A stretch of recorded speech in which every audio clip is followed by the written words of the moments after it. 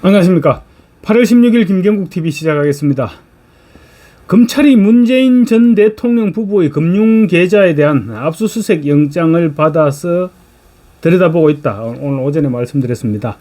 전사위, 문 전 대통령의 전사위 서창호 씨가 이상직 전 의원이 오너인 이스타젯 항공의 자회사인 타이 이스타젯에 취업하기 전까지 어느 정도 생활비를 지원했었는지를 파악해서 뇌물죄 적용 여부를 판단하기 위해서라고 합니다.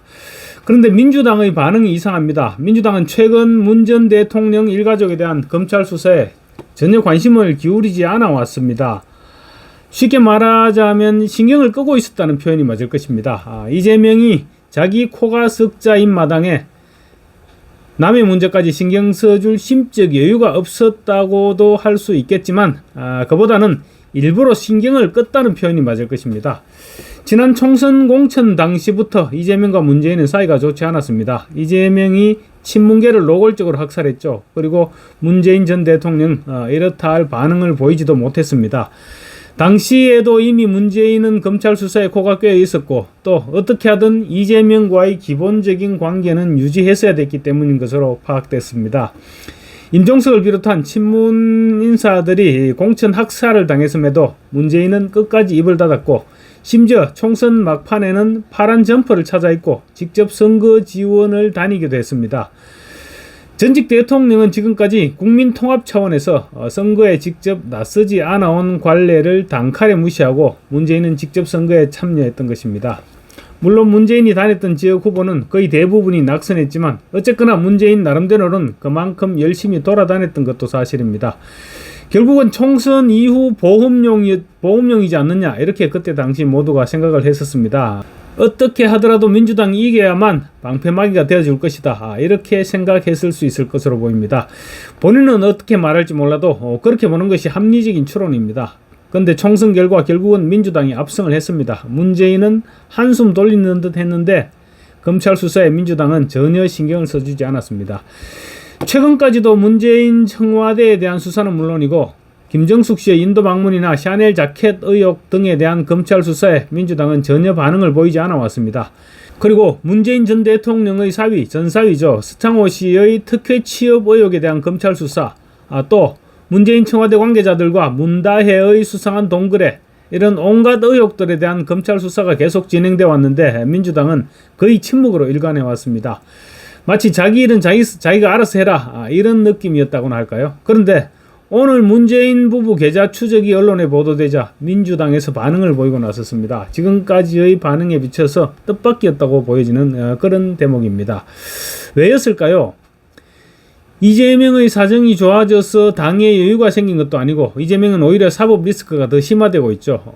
최근의 사정 변화라고는 김경수 전 경남지사가 복권된 것 이외에는 없습니다. 결국 김경수의 복권이 문재인에 대한 이재명의 생각을 조금 바꾸지 않았느냐 이렇게 생각할 수 있는 대목인 것 같습니다. 문재인을 계속 홀대했다가는 그동안 지금까지는 방치해도 별다른 움직임을 보일 수가 없었던 친문들이 이제는 김경수라는 어떤 구심점이 생겼기 때문에 반응을 보일지도 모른다.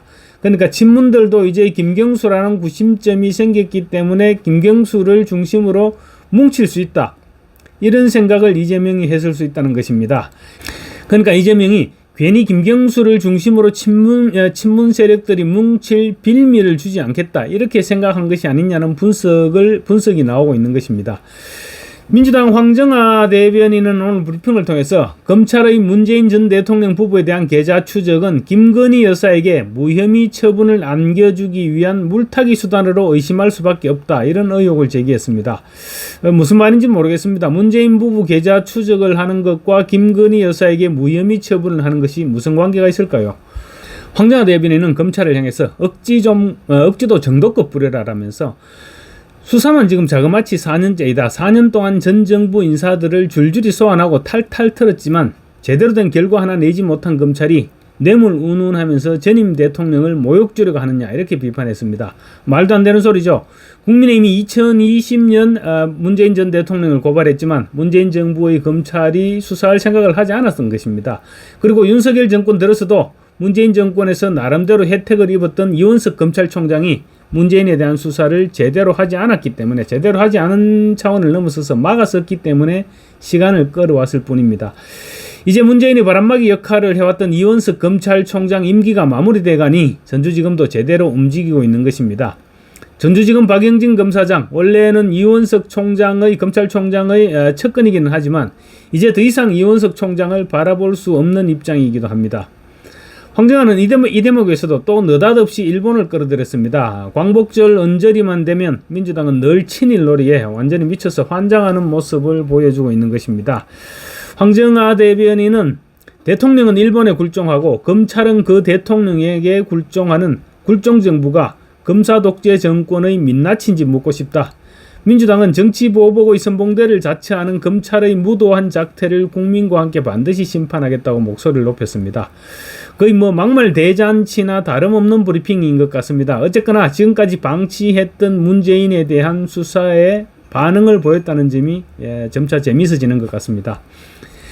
친문들도 다시 뭉쳤습니다. 지난 총선 직후 문재인에 대한 수사를 놓고 한 차례 집단 성명을 낸 후 넉 달 만에 다시 친문들이 이름을 내걸고 움직였습니다.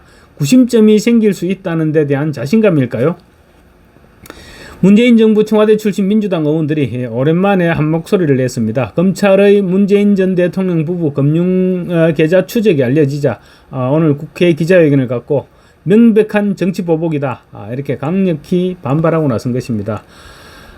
이들은 취임 첫날부터 전임 정부 괴롭히기에만 골몰하던 윤석열 정부는 대체 언제까지 전임 정부에 대한 정치 보복에만 몰두하려는지 분노를 참을 수 없다고 반발했습니다.